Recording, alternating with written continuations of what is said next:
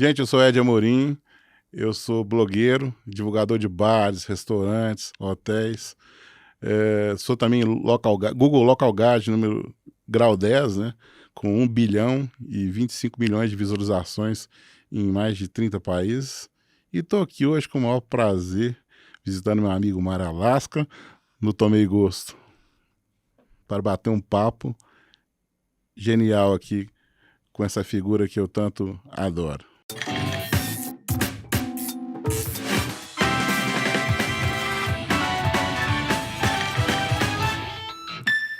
Olá, meu povo, olá, minha pova, tudo bem com vocês? Espero que sim. Hoje mais um podcast Tomei Gosto, com assuntos sui generis, não é sui generis, é mais do que isso. Nós vamos aprofundar na mixologia, no receptivo e no mundo do Google. Se o Google está no mundo, o mundo está no Google e a parte do mundo que está no Google, da coquetelaria e do restaurante, está com o meu convidado, Ed Amorim. Ed Amorim é um cara que eu conheci nas andanças aí de alimentos e bebidas. Eu não lembro mais onde a gente se conheceu, mas a gente ficou amigo desde então, que a gente se conheceu, trocou Instagram e conversa muito, bate-papo em evento de alimentos e bebidas, né? Sempre muito generoso. O Ed é um dos maiores local guides do Google. O que é isso? Ele vai te explicar, porque explicado na palavra dele é muito mais legal. O Ed viaja o Brasil e o mundo, conferindo coquetelaria, restaurantes. Eu vi um pouco de hotéis também. Ele vai falar pra gente sobre isso. E o que é mais gostoso de falar do Ed, pra você que tá ouvindo eu fazendo esse prelúdio aqui, é que eu falo assim, é um cara do Google que vai a restaurantes e coquetelaria e coisa fina. Você acha que vai tocar um jazz e vai chegar um cara aqui, olá, tudo bem? Prazer falar com você. Não, o Ed é bom porque desconstrói isso. Ele é do Alto Paranaíba e esse papo tem duas opções. Ou ele vai ser muito bom, ou ele vai ser muito legal. Então firma o corpo aí, ouve, já dá o joinha no canal, faz o download no episódio se você tá no áudio, tá bom? Falei? Então vem comigo. Ed Amorim, meu amigo, cerveja, café ou vinho? Cerveja. Eita, nós! Cara, eu jurei, quando eu te liguei, falei, cara, o Ed vai pedir vinho. Eu falei, o Ed vai pedir vinho. Porque café você não bebe, né? Não, eu não sou um de café, não. E o vinho, eu tenho um problema, claro, que o tanino branco e espumante eu já não tenho problema. Mas o vinho tinto, eu não consigo, eu não sei, a minha cabeça explode. E agora, quando eu tomo espumantes, ou champanhe, ou vinho rosé, moscatel, aí vai bem. Moscatel vai bem? Vai bem, você acredita? Embora seja aquela coisa docinha, ela desce. E não te dá dor de cabeça? O vinho tinto te dá dor de O cabeça? vinho tinto me dá dor de cabeça. Eu preciso de fazer, eu acho que eu vou fazer uma análise, se existe... Nós vamos achar um médico pra você. teste pra isso. Porque como é que um cara que frequenta restaurantes rainha de alta gastronomia, eu frequento tudo, viu, gente? Mas não consegue tomar um bom Malbec, né? Um Cabernet Sauvignon.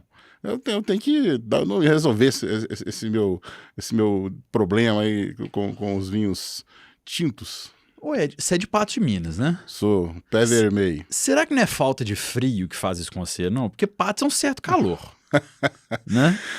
Se você tomar um vinho em Patos em dezembro, 4 horas da tarde, um vinho tinto, você cai duro, bicho. Fácil. Por isso que você toma o branco. Você já tentou tomar vinho no frio, Ed? Ué, vamos fazer essa experiência, mas deixa eu te explicar uma coisa bacana do Cerrado. O Cerrado, ele é maravilhoso. O clima de Patos é o clima de Brasília. Então, de dia pode maravilhoso que você fala, é curioso, né? ele é exótico, é uma coisa de deserto. Então, Patos de Minas e o Triângulo em geral, Uberlândia, Uberaba, enfim, Patrocínio, você faz 34 graus, por exemplo, e à noite você pode estar fazendo 6 graus, 5 graus. E onde que eu moro lá, eu tô morando numa fazenda dentro da cidade. É como se fosse um parque municipal para quem mora em Belo Horizonte. A fazenda nossa lá em Patos é isso. É um paraíso cercado de verde por todos os lados. E é num fundo de vale, com muita água, com muito verde. Então, eu já registrei temperaturas de -2 graus em junho lá. Então lá à noite é realmente muito frio, principalmente passou das 10. Mas só na sua fazenda, o resto de Patos é um vulcão, né? Sua fazenda é tipo o freezer da cidade. Eu Né? sou frio, Mas assim, a questão do vinho o vinho é uma coisa fantástica, tem o seu glamour, tem, né? É um clássico, né, dos restaurantes. Mas realmente você tomar um vinho com um solão de 34 graus e essa umidade do ar aí que tá 90%, você só vai caindo o suor aqui no canto, realmente. Não, então tudo bem se eu não tomar vinho, porque eu mesmo que sou cervejeiro de origem, então como você sabe, eu comecei a tomar vinho no frio na pandemia e tomei gosto do trem. Hoje em dia eu volto eu tomo vinho em casa, tem cerveja ficando já estocada. Mas você falou da cerveja. E o coquetel? Antes da gente chegar na cerveja. Como é que entrou na sua vida a coquetelaria? Olha, primeiramente, o que entrou na minha vida foram as cervejas artesanais antes de se ter esse mercado imenso que hoje tem no Brasil de cervejas artesanais. Então você deve se lembrar de um posto de gasolina que tem há mais de 15 anos, 20 anos, que tinha ali na Bias Fortes, né, perto do Mercado Central, que ele tinha 300 marcas de cerveja. Eu gabaritava as 300 marcas. Então eu amava cervejas belgas, alemãs, cervejas, principalmente as três, belgas, alemãs e tchecas. Eu adoro a cerveja tcheca, com aquele lúpulo tradicional, né? Sim. Então eu tinha uma paixão imensa por cervejas artesanais, num tempo que você contava, acho que no dedo num dedo de uma mão, né? Porque vamos voltar 20 anos atrás, né? Você não tinha essa quantidade de cervejarias. Nunca, jamais. E eu lá estava lá, tinha esse posto e tinha um posto, pode falar nomes, né? Pode, tinha todos. o da mamãe, né? Sim. Então, assim, esse era... Tinha mais rótulos do que o do posto da mamãe. E é um posto de gasolina que a gente sentava com os amigos, e eu adorava, porque eu morava na Timbiras, né? E eu descia ali, eu ficava até 5 horas da manhã, 6 horas da manhã, e ia passando. Agora eu vou numa Pale Ale, agora eu vou numa cerveja, numa Pilsen, que é a origem República Tcheca, como os ouvintes do seu podcast bem conhecem, né? Eu estive lá na República Tcheca, na onde surgiu a Pilsen, né? Uhum. Estive também na Bélgica e na Alemanha. Então eu tenho uma paixão grande também por cerveja, porque quando as pessoas olham pro Ed hoje é coquetelaria, me enxergam em forma de um coquetel, né? É mesmo, velho, eu não lembro você tomando cerveja mesmo, Mas não. eu tomo sim, principalmente cervejas assim, de qualidade, cervejas de alto padrão, né? Porque você tem cervejas que eu acho que não passa nem na lei da pureza da alemã, né? A Baviera Heinz, da Baviera Heinz. Heidgebot. Eu me lembro de uma vez, eu tava... Onde que eu tava, hein? Em Bruges, na Bélgica. Sim. Que hora da manhã que era? Eram umas 9 horas da manhã, e esse gordo que você fala pega uma taça, um copo desse tamanho, de 1 litro. 9 horas da manhã, Ed. 9 horas da manhã. Café da manhã. Não, a pior nem estão em frente à igreja. Meu pai. É o centro ali de Bruges, que tem aquela praça ali? Exatamente. Eram umas 9 horas da manhã, eu pego e tomo uma abadia, né? Acho que foi isso. Pode ter sido. Foi uma abadia. E eu tomo... Eu falei... Puxa vida, mas que café da manhã primoroso, magnífico. Eu tomei gosto, né, naquele momento. E isso deve ter seguramente mais de 20 anos, 25 anos, não, uns 20 anos que eu fui à Bélgica. Depois eu voltei outras vezes. Mas foi a minha primeira experiência com a cerveja artesanal num país que tem uma tradição fabulosa de fazer boas brejas. Sim. Então aquilo ali eu falei, pô, e logo em seguida eu passei numa banquinha do chocolate, eu sou apaixonado por chocolate também, e logo em seguida lá é uma das cidades referências de chocolate no mundo, eu já catei um chocolate meio amargo ali, já coloquei pra dentro e falei assim, tô em casa.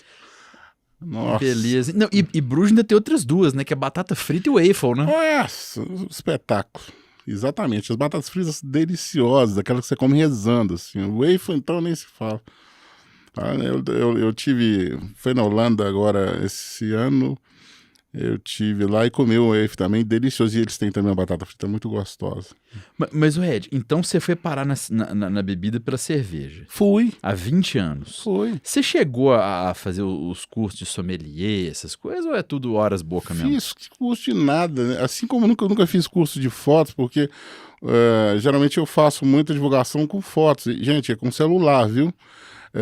E com a lanterna. Eu não trouxe minha lanterna aqui, mas eu sou conhecido com uma lanternazinha. Aquelas lanternas que você compra pra quem é de Belo Horizonte, no Apoc. No camelô. No camelô. Mas Shopping popular. Exato. Você compra aquela pequenininha que você carrega pela bundinha dela, assim, no USB. Aquilo é um espetáculo. Aquilo dá uma luz maravilhosa. Principalmente em barco. Às vezes você precisa focar, fazer aquele efeito teatro, né? Uhum. E aí eu comecei com isso, né, nesse universo, e veio posteriormente o universo dos destilados, né, da coquetelaria, né, e me apaixonei, e não larguei a cerveja, viu? A cerveja continua uma paixão, a cerveja tá aí. Inclusive, vamos pedir a primeira já de uma vez, que tá falando tão bem de cerveja.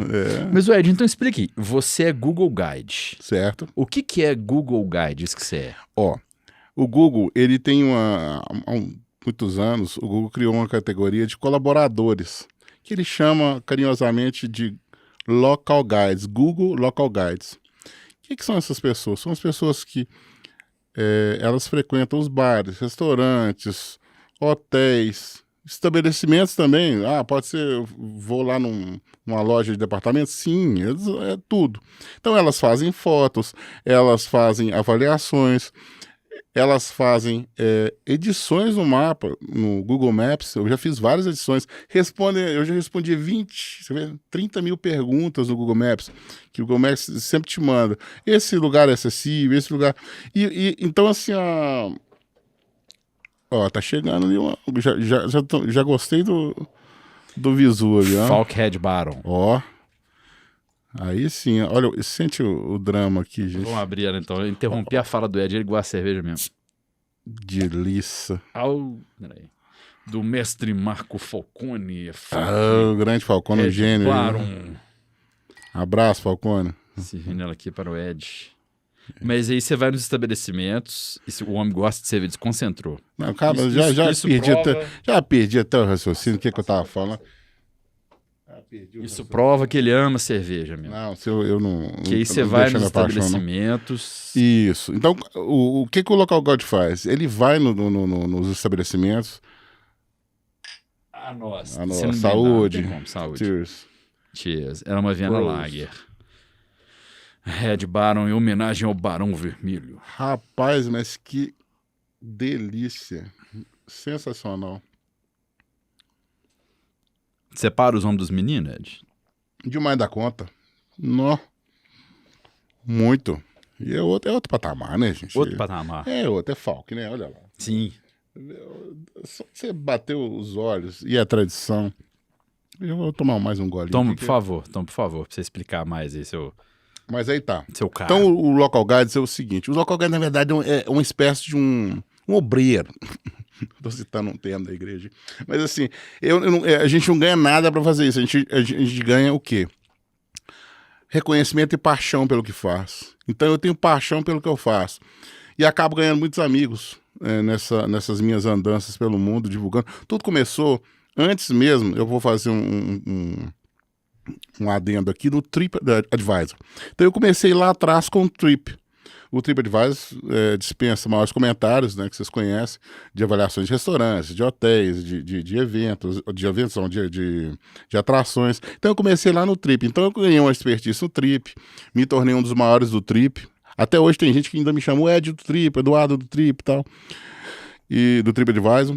E depois eu passei para o Google, que eu notei que o Google tinha um alcance monstruoso. Uma coisa assim, enquanto eu tinha 1 milhão de leitores eu tenho 1 milhão de leitores no Trip ao longo dessa história toda, de muitos anos. Peraí, você tem quantos? 1 milhão de leitores no TripAdvisor. É coisa demais. Mas no somatório dos anos. Tem muita coisa mesmo assim, e hoje eu tenho no Google, às vezes, num dia, 1 milhão de visualizações de fotos. Então, você entendeu tanto que Os dois são importantíssimos, viu, gente? Tanto o TripAdvisor quanto o Google, tá? Que fique bem claro. Só que o alcance do Google é uma coisa fenomenal. É de assustar. Eu comecei, a gente começa a se entusiasmar, aí você começou lá, 100 mil visualizações, aí vai o seu primeiro milhão, não de dinheiro, né, quem dera. Aí vem, aí cheguei nos 100 milhões, aí cheguei nos 140, aí os restaurantes começaram a me olhar com uma forma diferente, né, os restaurantes, os bares, pô. Meu cara sabe que é você? Ah, sabe? Tem a foto lá, né? Tá. Costuma ter foto. E outra, a conversa corre, né? Depois, geralmente, como é que eu chego? Eu vou primeiro no restaurante, eu não identifico nada. Você não dá carteirada. Não. Você vai paisando. Não. Aí depois que eu paguei a conta, tudo, aí eu me identifico. Aí depois eu já... uma coisa que é bacana, que eles me perguntam muito, e como é que eu posso, né? Depois eu podia ver se você identificar, eles me convidam. De ser nosso convidado para provar uma nova carta, seja de coquetéis, seja um novo prato da casa, ou seja, volte, né? Então aí já é o Ed convidado, né? É o Ed blogueiro, né? Que eu tenho blog também, viu, gente? Pois me sigam lá. Fala o endereço do blog. Ed.amorim1. Tá? Pronto. Então o pontinho, viu, gente? Porque não tem gente que escreve Ed.amorim1. Então eu tenho o blog lá, tem o meu site, que é o edamorim.com.br, que eu tô muito malandro, que eu tenho acho que mais de ano e meio que eu não escrevo. Mas se alguém vê tudo, é muita coisa. Pode ir olhando. Mas tem muita coisa lá, viu, gente? Tem a parte de hotéis também, tem a parte de bares, restaurantes, eventos. Já cobri muitos eventos de cerveja. Amo, adoro. E vale a pena, tá? Então as áreas que hoje que eu sempre mais atuei foram bares, restaurantes, hotéis. Pois é, mas então no Google você me falou que você tem mais de 1 bilhão de visualizações. Vamos conferir. Olha aí. E online aqui agora, porque muda. Isso é muito esquisito. Não. Tem hora que eu assusto, porque eu falo assim, será que é isso mesmo? Quer ver aqui, ó. Eu entro no meu site e clico no Gzinho lá embaixo, porque muda todo. Às vezes muda 2 vezes no dia. Vamos ver. Bora lá. Ele tem mais de 1 bi no Google. Isso é muita coisa. Vamos lá. Precisando de óculos. 1 bilhão, 26 milhões. 1 bilhão, 26 milhões, 664 mil, 387. É muita coisa. É isso. Mas aí, então, vamos lá. Aí você vai no restaurante uma vez. Isso. Você vai, tira foto, vê o que você gosta, paga a conta. Isso. Aí, ou depois você se identifica, ou o cara te acha pelas postagens do Google. Tem as duas coisas. Eles me acham, às vezes, pelas postagens ou depois eu me identifico. Atualmente, ocorre uma coisa, um fenômeno muito gratificante. Eu tenho sido reconhecido sem... Eu chego e as pessoas já me reconhecem em vários restaurantes. Não só no Brasil. Eu vou citar 3 casos que me deixaram emocionados. De eu chegar sem avisar, sem falar nada e sem conhecer. Então, eu vou citar. Eu fui a Milão, foi em junho. Fui a Milão em junho. Eu estava numa outra missão lá, fora de blogs. Eu estava na missão na OIT, na ONU, na sede da ONU em Genebra. Gente, tem uma sede da ONU em Genebra e tem em Nova York. E eu fui com uma missão. Eu tenho outras atividades. Uma delas é confederação e federação sindical. E eu fui representando na OIT e na ONU o Brasil. Muito bem. E eu fui a Milão, peguei um trem, fui a Milão, vou lá em Milão. Beleza. Cheguei em Milão no restaurante, no bar da Campari. E chegando no bar da Campari, que fica em frente à catedral, né, de Milão, na praça lá, na piazza, na galeria... Esqueci o nome da galeria aqui agora, mas depois eu vou lembrar. Me fala que senão eu saio daqui agora, eu vou em Milão, imagina, eu chego na galeria. É impressionante. Aí cheguei no bar, o bartender, tô tomando lá um Negroni e tal, depois pedi um americano. Aí o bartender falou assim, eu tô te conhecendo. Falou italiano. Eu entendi, né, que a gente vai pescando, né? Eu tenho uma facilidade de pegar de ouvido, viu, gente? Eu nunca estudei língua e a gente vai pegando. E ele começou a falar assim, foi lá no Bar Convent, em São Paulo. Seu Ed Amorim que divulga a coquetelaria, eu falei assim, Cacilda, velho. Então você tá sentado em Milão, Milão. tomando coquetel, o cara te reconheceu. Reconheceu, o bartender principal. E dali ele me recebeu super bem, já foi descendo coquetéis e já virei convidado naquele momento. Ali eu já era o convidado dele, né? Falei, não, isso aqui é nosso, eu quero que você prova, né? Esse aqui eu vou fazer um Bolivadia, eu vou fazer um americano, vou fazer um Negroni assim, assado. E eu no coração de uma das cidades mais charmosas e referência também para coquetelaria, porque a Campari está na Itália, né? A Campari é uma das 4 gigantes, gente. Lembrando que no mundo do destilado, só para as pessoas entenderem, você tem Campari, Diageo, Bacardi e Pernod. Então, esses são os 4 grupos mundiais que comandam os destilados do planeta. Então, tudo quando você olha para um bar assim que você vê, olha ali você vai ver provavelmente garrafas dessas 4 marcas principais. Outro fato que foi muito bacana foi na Argentina e no Peru. A mesma coisa, eu fui num bar na Argentina, num restaurante, e o gerente me reconheceu e era meu seguidor. Eri, você acá, seja bem-vindo. Como está, gordo? Então, assim, e hoje... Você não conhecia o cara, não, velho? Não. Que falta de cortesia. Deixa o cara comentar, gordo. Mas o argentino, quando ele gosta de você, ele gosta.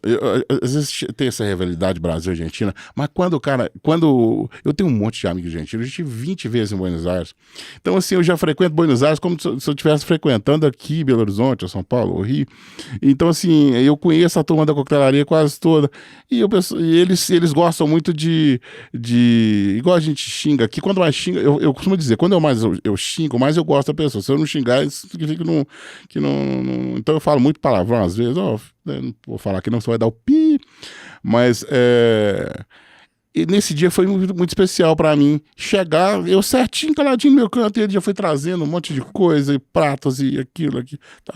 E no Peru a mesma coisa, eu fui no festival de coquetelaria, chama Classe Maestra, que é um dos maiores do mundo. E nesse festival, eu fui num restaurante lá e a mesma coisa, me reconheceu, e falou, não, se nosso invitado, né, é um regalo, não se preocupe. Eu falo sempre o meu espanhol com acento argentino, que é um espanhol italianado, né. Mário, como te va? ¿Está bien? La calle. Saludo, vai Saludo, bien. no, E tu? a mí me encanta. Nossa, ele fez essa maravilhosa. Era Falk?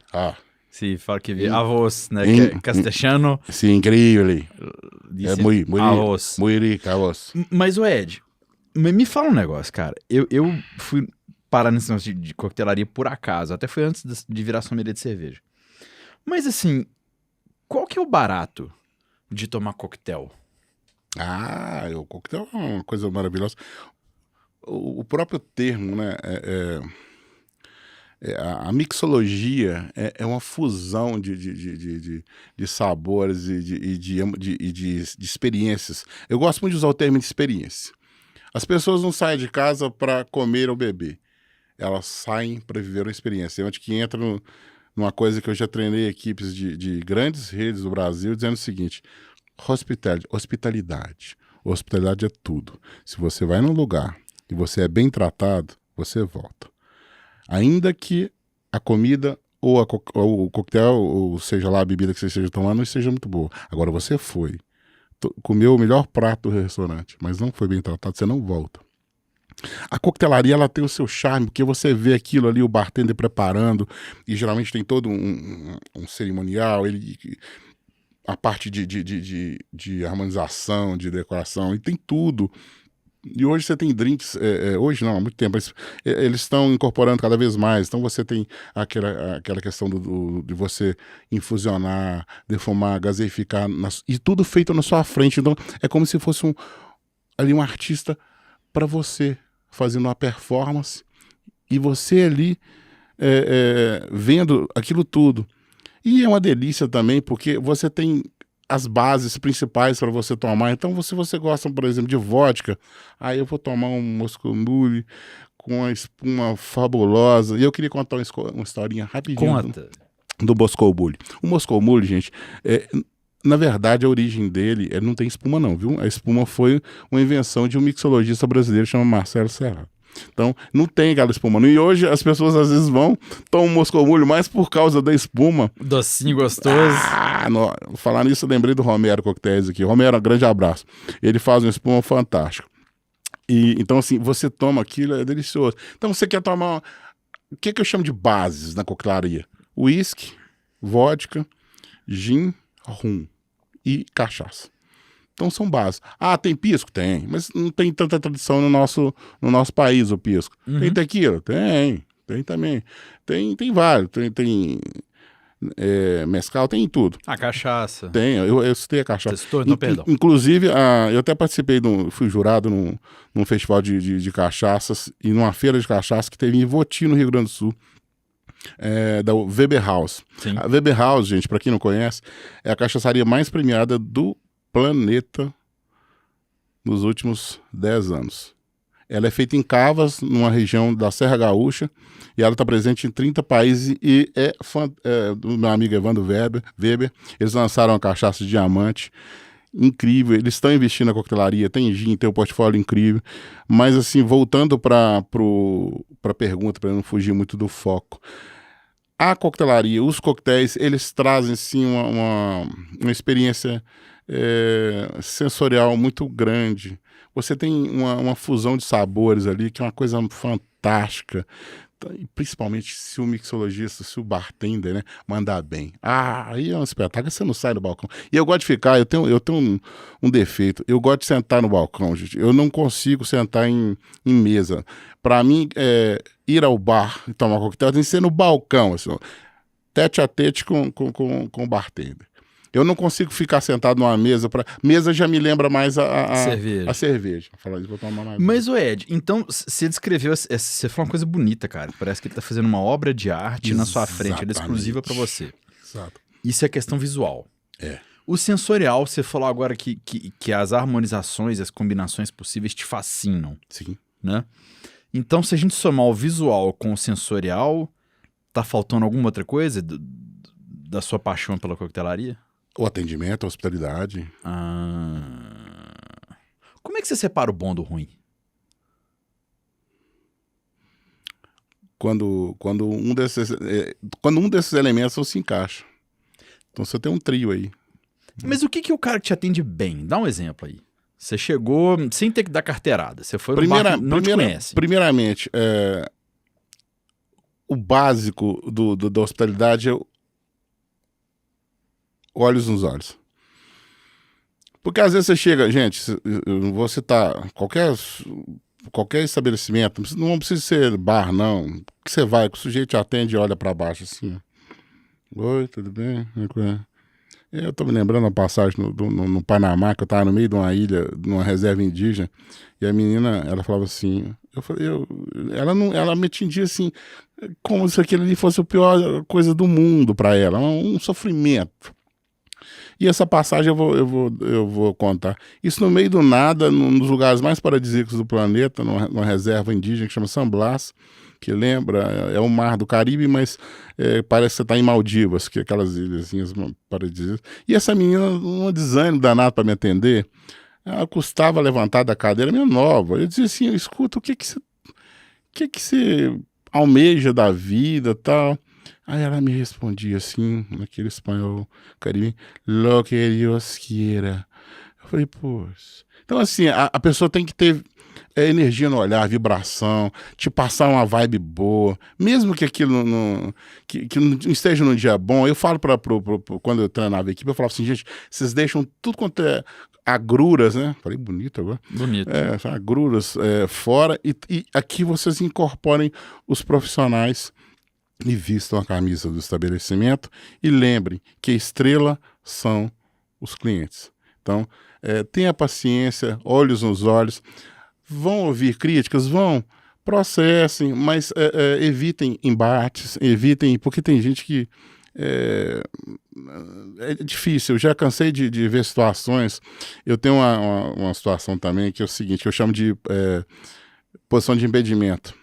Você olha no restaurante, preste bem atenção em restaurantes que o atendimento não é muito bom. Você vê um monte de gente com a mãozinha em impedimento, eu chamo de impedimento. Mão levantada. Mão levantada para ver se vai ser atendido. Aí eu fico igual um louco, porque quando eu entro no estabelecimento, aí eu já fico igual um radar, um sindacta, assim, ó, olhando, e eu já fico nervoso. Eu fico nervoso, mesmo você não tendo, às vezes, ligação com ninguém. Aí eu falo, poxa, um dia eu estava em Brasília, e devia ter umas 6 mesas com mãozinhas levantadas. Eu disse para os garçons, eu fui até os garçons, todos eles num cantinho reunido, olhando o WhatsApp. Eu falei assim, poxa, gente, aí não, olha para você ver aqui, o que está acontecendo. O que foi, Ed? Olha lá, cara, 6 mesas com mãos levantadas e vocês aqui no cantinho, o bar bombando. Aí eles, não, desculpa, foi mal. Então, assim, eu acho que o atendimento, que eu chamo de hospitalidade, ele precisa muito evoluir no nosso país, tá? Nós temos, assim, uma quantidade imensa de estabelecimentos que atendem mal, mas muito mal. O que é atender? Só antes de perguntar o que é atender mal, eu vou ensinar para você que está assistindo a minha técnica para quando você entra na invisibilidade do garçom.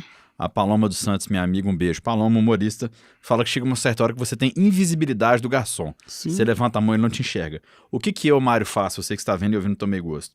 Eu pego meu celular, ou eu ligo a lanterna, ou eu ligo o strobo LED e fica assim pro cara, aqui, ó, ele vem. Boa. Liga a lanterna do celular, faça um movimento de X com as 2 mãos. Ele virá. Por que a gente é mal atendido no Brasil e bem atendido fora? Não, é atendido mal fora também. Não, né? tá, mas um exemplo bom, então, perdão, se fora não. Não é atendido mal também. Na verdade, gente, você tem bom e mau atendimento em qualquer lugar. Você pode estar em Genebra, você pode estar em Annemasse, em qualquer lugar em Hong Kong e ser atendido mal. Ou pode estar lá em Muzambinho e ter um puta do atendimento. Então, assim, isso depende... Eu não vou colocar a culpa totalmente nas pessoas. Eu acho que o dono do estabelecimento, ele tem uma responsabilidade muito grande com relação à equipe. Então ele precisa, primeiramente, ter a equipe nas mãos e dar um treinamento para a equipe. Sem esse treinamento, não tem jeito. Você não vai modelar. Geralmente são pessoas humildes que trabalham em bares, restaurantes. Então elas precisam de treinamento. Isso quer dizer que toda pessoa que vai ter treinamento, ela vai responder? Não, ela não vai responder. A gente estava conversando, eu estava conversando com um grande recrutador, né, de RH, de São Paulo. Ele falou, Eduardo, da minha peneira tá dando 1 para 100. De 100 que eu entrevisto, eu tô conseguindo 1. Eu falei, misericórdia. Então, assim, tá difícil, não tá fácil, não. Mas você não é o primeiro que assenta nessa cadeira e reclama de atendimento, do balcão para dentro. O que falta para as pessoas? Falta o cara saber que se ele vender bem, ele vende mais? Falta ele saber que se ele vender bem, o cliente volta mais? É a gorjeta que nós brasileiros não temos tanto hábito assim? Porque para ser isso, no geral, o cara que está do lado de lá atendendo deve ter algum motivo também, não? Tem sim. Você falou fatores importantíssimos. Eu vou te citar um exemplo. Tem um restaurante que eu amo e está no guia 1000 lugares antes de ir antes de morrer, que o dono do restaurante, seu Mário, ele, lá, a participação é o mesmo percentual, acho que nos Estados Unidos, se não me engano, 15% ou 20%. Sim. Né? E ele repassa tudo para a equipe. Pergunta quantos funcionários de 40 anos. O funcionário precisou de um tratamento de saúde caro, às vezes não cobriu o SUS, ele banca. Então, ele é um paizão da equipe. Ninguém larga. Ninguém quer. Porque ali ele se sente... Aí eu concordo com você, a gente tem que enxergar também o lado do profissional prestador de serviço. Concordo, exatamente isso.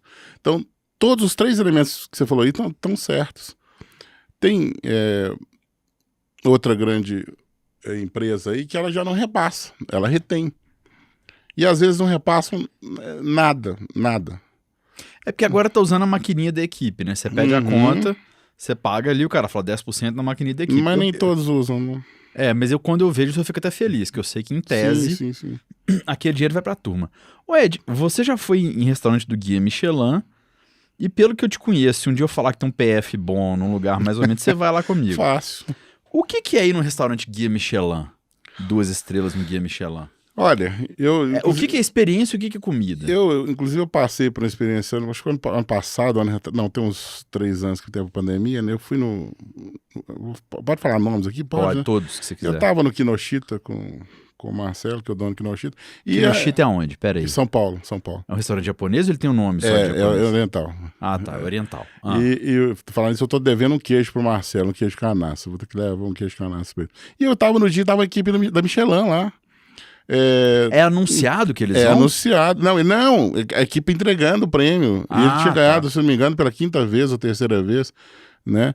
E aí eu cheguei, e coincidiu, porque eu não sabia. Coincidiu de eu falar, Marcelo, tô indo aí te visitar. Ele falou, vem, hoje vai tá o pessoal da Michelin aqui. Eu falei, oi? Oi, o pessoal da Michelin, como é que é isso? E aí eu fui, e tava lá, e acabei fazendo o registro, as fotos e tudo. O que é, se você me perguntar assim, o que é a diferença? Olha, eu gosto de tudo. Vai ter lugares que você sai de um restaurante Michelin e você vai comer. Você vai comer o PF logo depois. Isso é errado. Isso é errado. Isso é errado. Você vai comer um sanduichão com bacon e ovo e qualquer coisa. Já fiz isso. Mas o que é ir no Michelin? É a experiência, é a comida, é a luz, é o guardanapo. O que é o Michelin? O Michelin é o glamour. O Michelin começou obviamente, com Eduardo, meu xará, francês Eduardo, e o André Michelin. O que tem a ver com os pneus? Tem. Eles fizeram um guia para os viajantes, né? Pra saber os hotéis. Mais... Igual tinha aquele guia. Esqueci o nome 4 do Brasil, rodas. 4 rodas. Me salvou. Então eles fizeram um guia 4 rodas, mas lá em 1920. E esse negócio popularizou tanto e foram um dos responsáveis por tornar a França uma potência gastronômica. Com esse negócio de guia Michelin.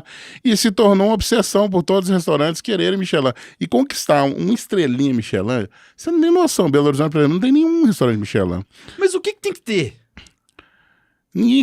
Na verdade, isso é um segredo guardado a 7 chaves. Não tem como é que chama? Cartilha. Forma de bolo para encaixar no Michelin. Acho que o Michelin, para você conseguir, ele envolve também aspectos políticos, enfim. Ele envolve mais coisas, né? Não vou falar muito, não. Mas eu acho que ele envolve muito mais. É uma coisa. Você pode ver que só tem São Paulo e Rio, né? Sim. Hoje nós temos aí. São Paulo e Rio, basicamente, que eu tô lembrando. A experiência de ir no Michelin é o seguinte: é a mesma coisa de quando você compra assim, aquela roupa assim, eu comprei um Givenchy, eu comprei uma bolsa do Domenico Dolce, do Stefano Gabbana, gostou? Que eu falei até o nome dos donos. Bonito. Bacana, né? Domenico Dolce, Stefano Gabbana. Comprei. Então assim, eu comprei um Hermès. Mas é aquela experiência de glamour, de dizer assim, estou aqui no Copacabana Palace, adoro o Mi, viu, gente? Ou no Cipriani, no Copacabana Palace, também, 2 restaurantes Michelin. E o ambiente, aí você passa aquela coisa, né? Aquela vibe. E realmente tem um diferencial. O treinamento do Michelin é muito, muito, muito rígido, né?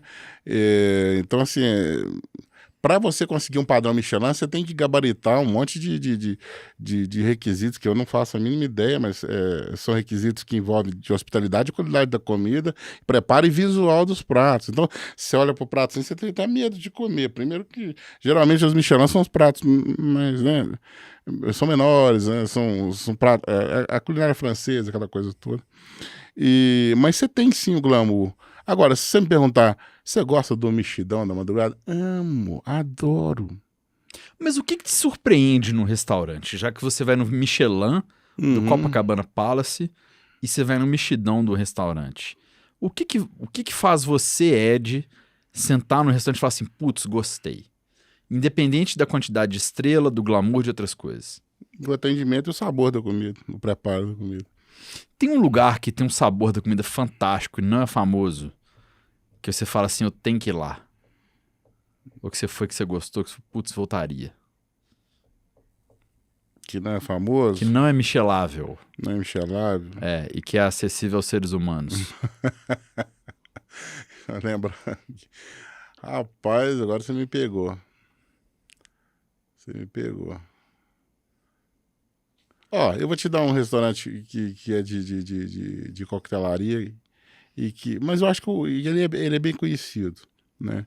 E ele tá com pratos bacanas também, mas tá com a melhor coquetelaria da cidade. Sim, Posso falar? por favor. Piratas. Opa! Piratas. Então, Piratas. E outro, Piratas vai ser atendido pelo melhor mixologista de Belo Horizonte, que é o Conrado, meu amigo Conrado Salazar. Um abração, Conrado. Abraço, assim, Conrado. Eu indico o Piratas de olhos fechados. Eu acho que o Piratas tem um potencial imenso aí, né? Eu fico muito feliz dele representar tão bem a coquetelaria aliando a gastronomia. Né? Ô, Eduardo, me tira uma dúvida aqui, cara. Toda vez que eu vejo propaganda de bebida ou lançamento de bebida, é um negócio muito glamour. É muito estilo. É muito poser.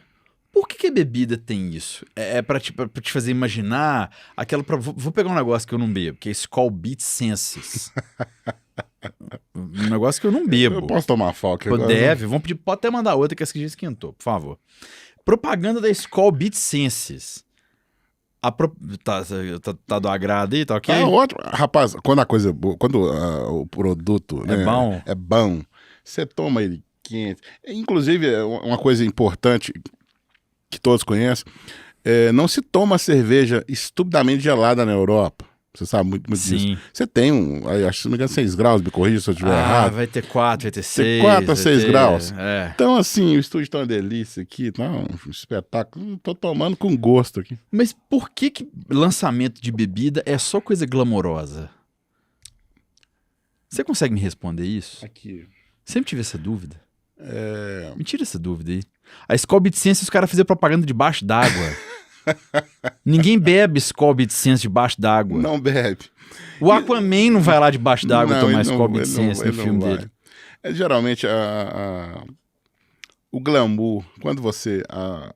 as empresas de publicidade em geral, e eu tenho grandes publicitários amigos meus de São Paulo, quanto mais, vamos dizer, pavonado, né? Quanto mais glamouroso tiver o anúncio, por mais que seja um produto mal mesmo, mais o público vai dizer assim, nossa, eu quero.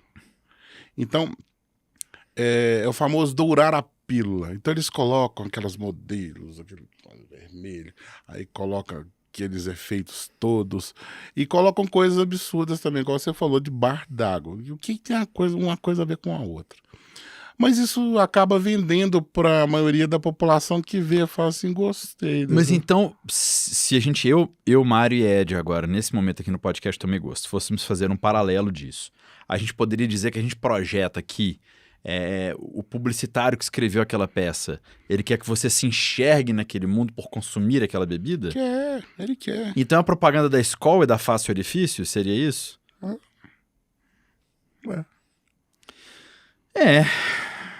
Exatamente. Por que música de bar, de coquetel, é tunts, alto? Eu fui em um bar na minha vida, que eu tava lá em Hanoi, não, imbecil, em Bangkok, que a gente dormiu uma noite. Eu falei, cara, uma noite só estou em Bangkok, o dinheiro aqui vale mais.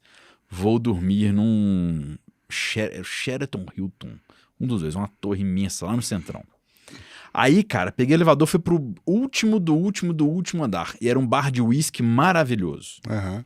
Só que ele era meio piano bar, assim, era baixinho e tal, não sei o quê. Mas era um bar de uísque. Nós não sabíamos nem o que é isso aqui em Belo Horizonte ainda. A gente tem cachaça, a gente não sabe beber cachaça. Nós somos uma vergonha. Mas por que bar de coquetelaria tem que ser Não. Os melhores bares de coquetelaria do planeta geralmente são lounge, piano bar.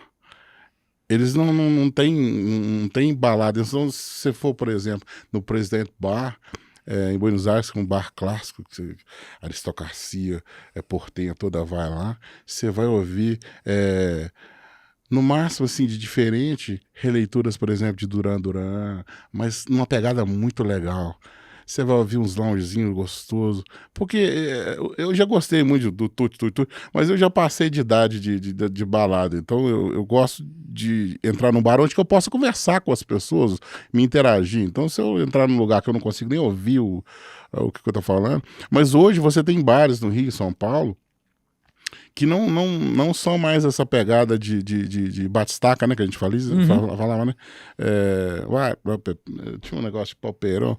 Pump the Jam. Pump the Jam. Então, não tem. Então você tem já o pessoal na questão do... Ó, chegou mais breja pra nós aqui, ó.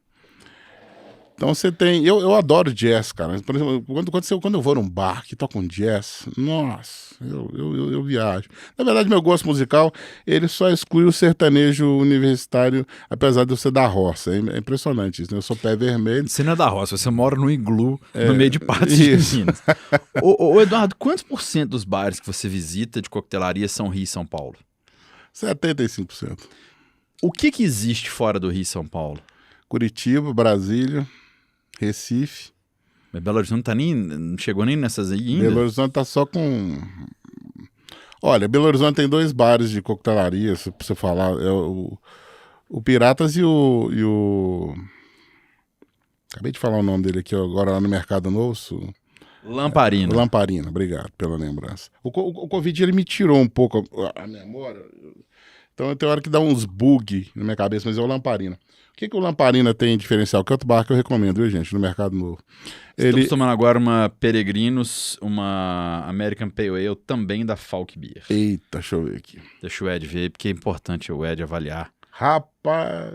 Você gosta disso aí? Magnifique. Descobri mais um fã do lúpulo. Merveilleuse. Fantástico. Não. Olha... vou dizer, não falha, né, cara? Falk é Falk. Então, assim, o Lamparina, você falou de cachaça, nós não temos investimentos grandes em cachaça. Não, era para ter uma coisa... Belo Horizonte era para ter vários bares ligados à cachaçaria, temáticos, né? Nós temos um bar temático de cachaçaria e é um Lamparina, só. Mais nada. Não tem. A capital dos bares no Brasil, que é Belo Horizonte, não tem muitos bares de coquetelaria também. Então, quando você fala em Belo Horizonte, que tem uma concentração de bares imensa, você não tem quase nada de bares de coquetelaria. Né? Nós temos aqui 4, 5 bartenders de qualidade, mas que os bares mesmo, eles dão os cursos, né? Treinam as equipes, mas não tem os bares pra gente dizer assim, a coquetelaria não tem. Então eu sinto falta. Então eu vou muito ao Rio e São Paulo. E santo de casa não faz milagre. Eu nasci em Belo Horizonte, né? Mas foi para nascer. E geralmente o pessoal de fora me convida mais do que o pessoal de Belo Horizonte. Então, Rio, São Paulo, Brasília também, viu, gente? Brasília. E fora do país também, Peru, Argentina, Europa e essas coisas. Mas então nós não sabemos lidar com o nosso grande produto que é a cachaça. Não sabemos. Eu não entendo isso. Eu fico assim... A gente está tentando emplacar no guia de coquetéis o rabo de galo, né? Sim. Porque o rabo de galo, só a caipirinha que é reconhecida como... O rabo de galo a gente está tentando, né, emplacar internacionalmente como coquetel, que é uma delícia. Você tem o rabo... A pessoa que sabe fazer um bom rabo de galo com uma boa cachaça é delicioso. Eu tenho que achar essa pessoa e esse drink ainda. Já vou te dar o nome. Bebeto Coelho, lá no Lamparina. Peça um rabo de galo personalizado. Fala assim, Bebeto, faz um rabo de galo assim, top pra mim. Pode deixar. O Ed falou tão bem de você. É um rabo de galo assim, de qualidade. Você vai... E eu não era muito ligado à cachaça, não. Eu comecei a me ligar à cachaça de uns 4 anos pra cá. E o universo da cachaça é fabuloso, que você tem desde pequenos produtores artesanais. E a cachaça, ela tá em todo o Brasil, viu, gente? Ela não tá só em Minas, não. Você tem cachaçarias fantásticas em todos os lugares. Eu já falei do Rio Grande do Sul, da Weber House. Você tem aqui várias marcas consagradas, né, em Minas. Salinas é uma região importantíssima, né? Você tem, enfim, dezenas de marcas. Ô Ed, se eu fosse te pedir uma resposta assim, rápida, tem algum cheiro ou alguma característica específica que te faz falar assim, estou num bar? Tem. O que é? Quando você chega em bares, principalmente que são bares mais simples que o Nenel faz, por exemplo, baixa gastronomia. Beijo, Rapaz, Nenel. aquilo é uma delícia. Você sente aquele Qual que é o cheiro? Olha, eu sinto geralmente um cheiro de mistura de carne na chapa com bacon e cebola. Eu tenho isso na minha mente também. Como se fosse na chapa, aquela chapa né, feita, ou se não de carne cozida. São vários aromas que me remetem. Já bares mais sofisticados não tem isso, que eles têm um isolamento muito grande, então você não identifica tanto. Ele é frio? Você não sente o cheiro. Você não. Então, se você chega num bar muito sofisticado, você não. Você fica puxando o ar ali, você puxa o ar-condicionado aqui, igual o estúdio aqui, mas você não. Eu tô sentindo que Ele é estéril. É estéril. Ué, deixa eu te fazer um desafio aqui. Eu vou te dar uma palavra, vou te dar uns lugares, e você vai me dar uma palavra de cada lugar. Que eu acho que são lugares que você já foi. Se você não foi, você projete e me diga, por favor. Você que já foi em mais de 30 países do mundo, e você que já viajou muitos bares, eu vou te falar o lugar, você pode falar uma característica, um gosto, uma bebida, um ritmo musical, mas uma palavra que te lembre cada lugar. Beleza? Uhum. Ed Amorim definindo os lugares em uma palavra. Seychelles. Praias maravilhosas. Cairo. O Cairo. Trânsito caótico. Buenos Aires. Ai. Carnes maravilhosas e coquetéis. Uma só, né? Então vamos nas carnes maravilhosas. Mercado Novo de BH. O Mercado Novo de BH. Uma fusão de aromas. Patos de Minas. Minha terra de coração. Tá, terra de coração passa. Rooftop. Rooftop. Minha paixão. Paixão. Coquetel. Amor. Luxo. Glamour.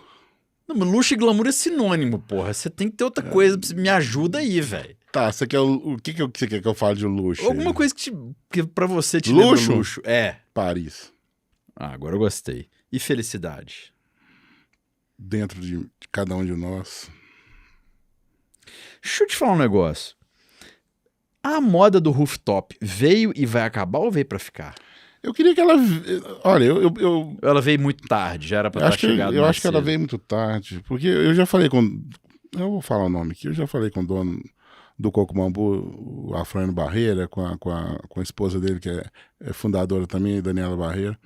Eu disse, invistam mais em rooftops.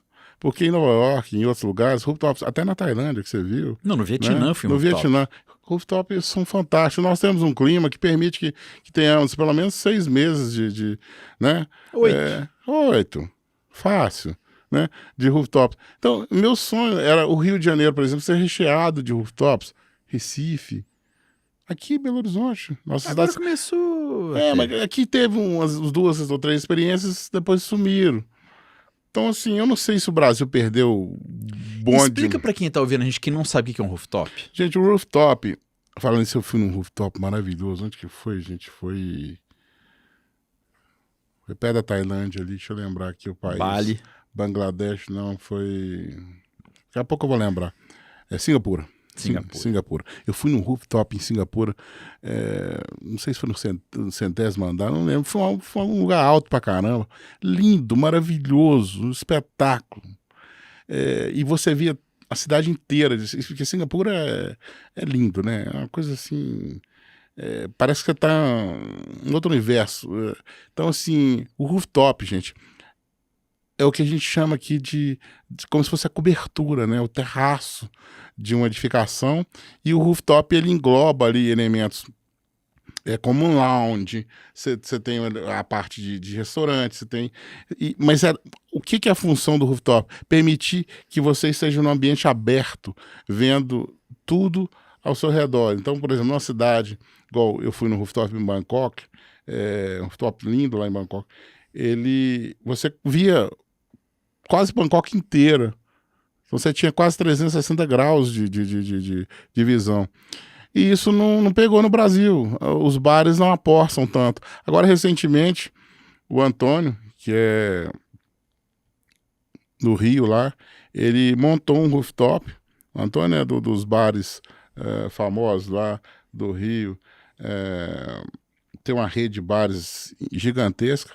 Ele montou um rooftop lá em Ipanema, gigantesco, com 3 andares, um pé direito fantástico, e tá fazendo um maior sucesso. Mas ainda, se você me falar assim, pegou? Não pegou. Deixa eu fazer uma pergunta que eu faria para J.R. Duran, caso ele viesse nesse podcast. Você tira foto de coquetel e de comida. Quantos % daquilo que você fotografa que você gostaria de comer?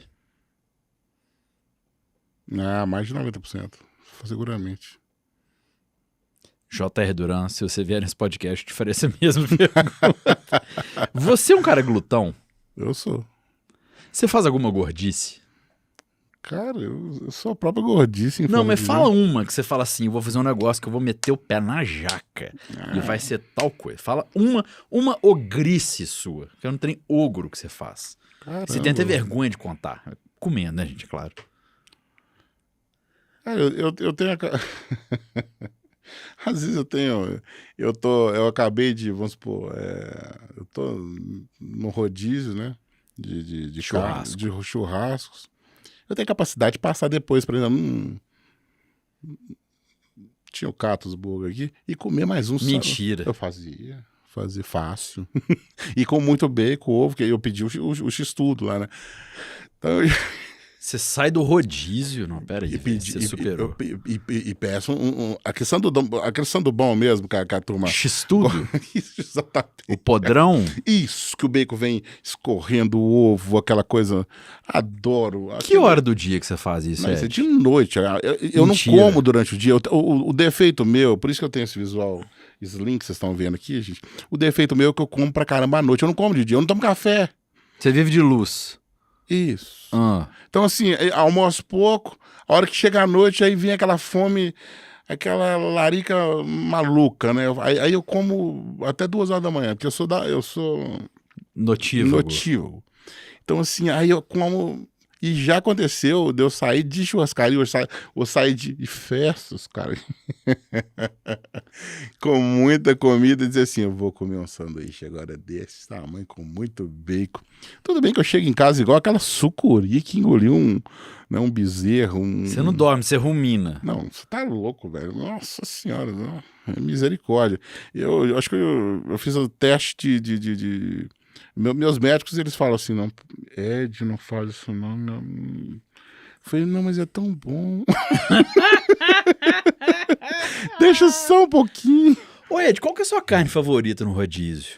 Todas? Não, se eu te falar qual que é a carne, você vai falar assim, pô, o Ed vai falar assim, é um porterhouse de 5 mil conto, maturado 60 dias. Já comi isso tudo? Nada. Eu gosto de um cupim, cara, um cupim gordo. Não, velho, cupim Adoro. é bom. Não, cupim é vida.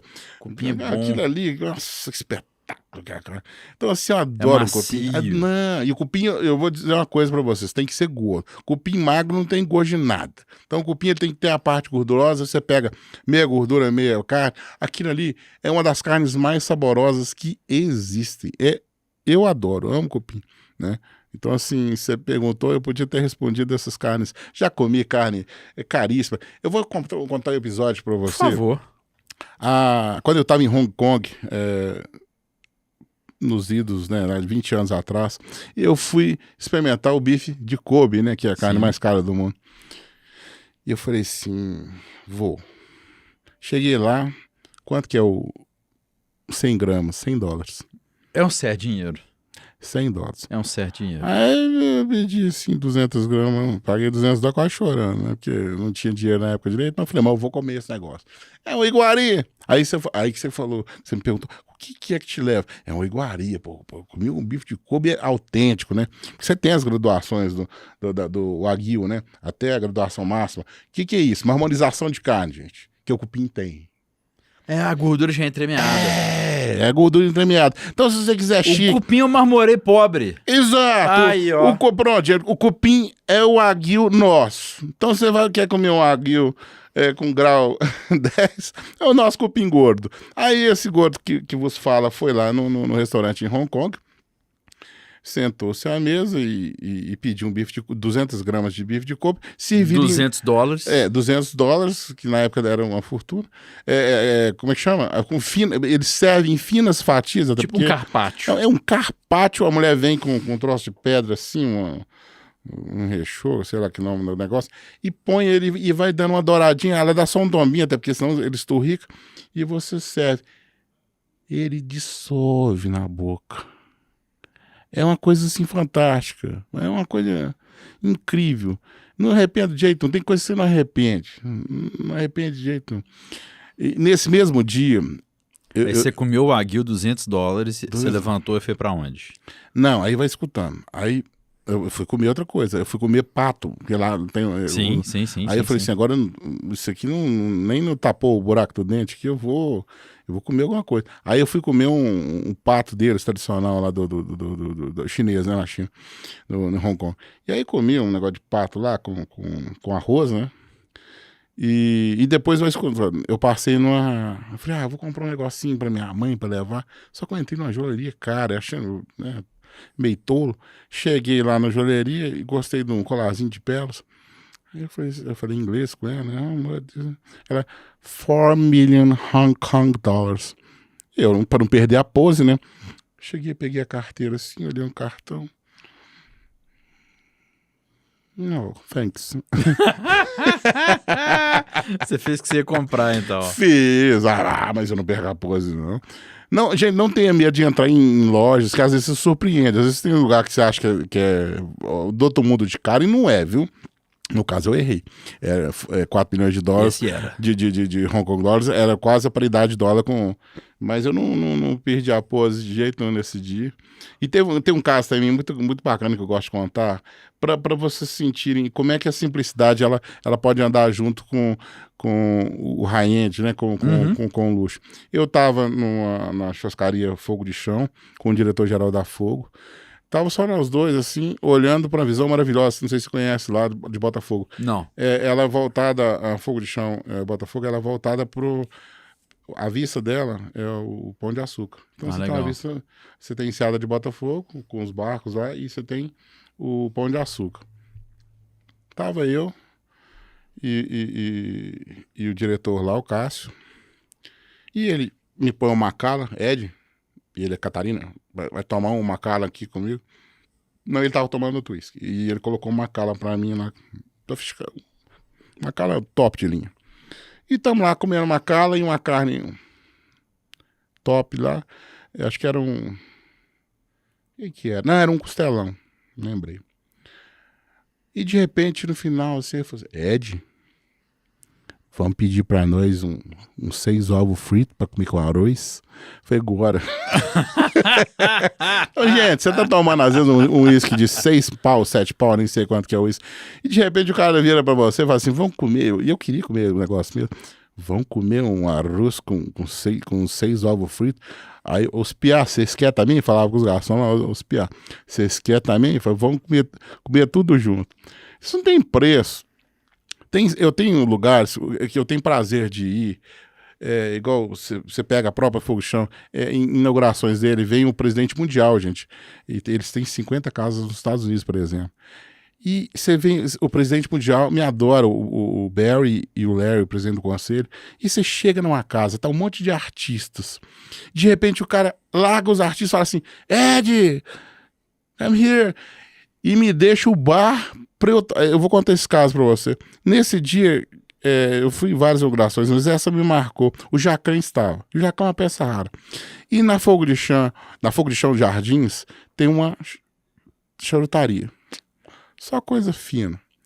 Aí você tem lá Monte Cristo, você tem lá Habana, você tem tudo. E Ele falou assim, cuida do Jacan, porque o Larry tá indo, o Bear tá indo. Cuida do Jacan aqui na charutaria, que era um espaço de whisky, Uhum. né? E de charuto. Eu falei assim, cuido. O bar tá por sua conta, velho. Beleza, hein? Aí vai escutando. Aí ficou eu, o Jacan, mais o pessoal, dois do marketing, mais dois diretores. E eu achei com o Jacan, eu falei, o Jacan, o que você quer tomar? Por que você tá com o Jacan, né? Sim. E ele, com aquela fisionomia dele, assim, ele não ri. Cara fechado. Não, ele não ri. Eu não consegui fazer ele rir hora nenhuma.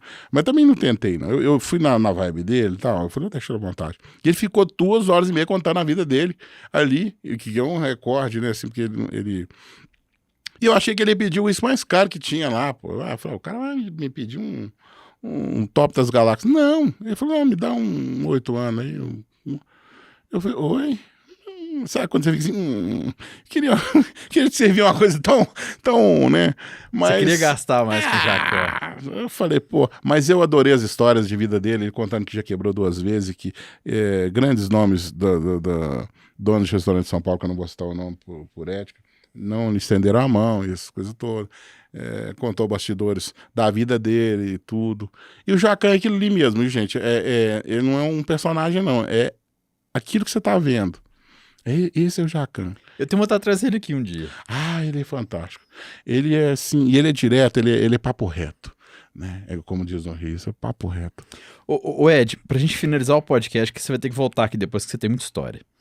Eu quero que você fale pra mim a sua refeição perfeita com a companhia perfeita no lugar perfeito. Então você pode pegar qualquer lugar do mundo, qualquer refeição que você quiser e quem você quiser na mesa. Eu quero que você descreva isso pra mim. Bom, é muito difícil você dizer uma refeição perfeita. Não, Porque... mas entrada, prato principal, sobremesa, pode ser um drink, um vinho, uma cerveja com cada um. Tá. Qual que é o lugar? Ele pode existir, pode não existir. Você cria isso aí pra mim. Então vamos lá. Não precisa ser restaurante, não, é um prato. É um prato? É. Tá. Uma entrada, um carpaccio de wagyu. Chato pra cacete. Ah, Vamos lá. Um prato principal. Eu sou carnívoro, né? não percebi. Não, adoro. Um prato principal pode ser um porterhouse. Chato pra cacete. 2. Ah. Isso. com com risoto. Com risoto. Deixa eu ver aqui. Um queijo que eu vou colocar nesse risoto, hein?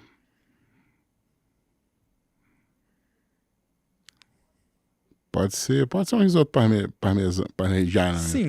Simples. Não vamos inventar muita moda, né? Igual alguma Então carne. é carpaccio com... Isso. Qual que é a segunda carne, perdão? É o porterhouse. Porterhouse com isso. risoto de Parma. Isso. Sim. Uma sobremesa. Um acompanhamento, um coquetel. Por favor. Coquetel. Um Negroni, né? Um Negroni Não, classe. amarguinho. Pra combater o untuoso ali do risoto. Bom. Exatamente, um risoto. Então, Pra dar uma secada no paladar. Isso. Então, e a companhia é aquela que eu amo no momento ali, que me faz bem, né? Qual que é o lugar, Ed? Não precisa ser uma casa, pode ser Não, tá, eu quero montanha, eu quero rooftop. Tá. Eu sei que se falar um restaurante vai te deixar em maus lençóis. Não, restaurante é complicado, né? Pois é. Vão dar briga de faca aí, né? Pois então, é. Cara, pode ser. Vamos pensar aqui um lugar bacana que eu me encantei muito. É uma cidade que tem na França, chama Annecy. Annecy. Pra que lado da França que é? Na divisa com a Suíça, pertinho de Genebra. Nos Alpes ali. Exatamente, nos pés dos Alpes, franceses e suíços. Pensa numa cidade que mistura Bruges com cidades suíças. E é uma coisa fantástica, um lago maravilhoso na frente e com bistrôs, assim, não, é uma coisa, uma pegada também romântica e ao mesmo tempo histórica, com aqueles canais passando dentro, sabe? Coisas com a água azul, a água dos canais assim, fazia gente que tinha giro essa água, não existe uma coisa dessa, não. Tem sobremesa, Ed?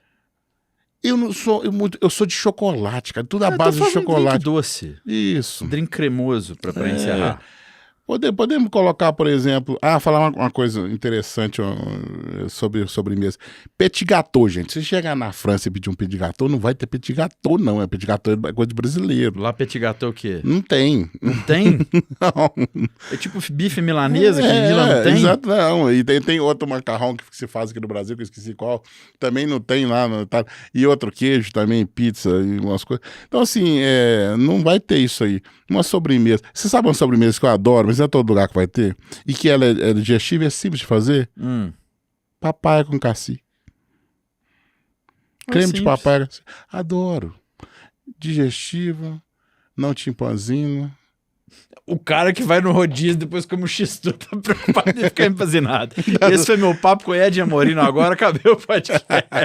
Cerveja, café ou vinho. Siga o Ed Amorim. Ele tem as redes sociais dele. Instagram, @ed.amorim1. YouTube, edamorim3353. Ou o site dele, edamorim.com.br. Ele é um Google Local Guide.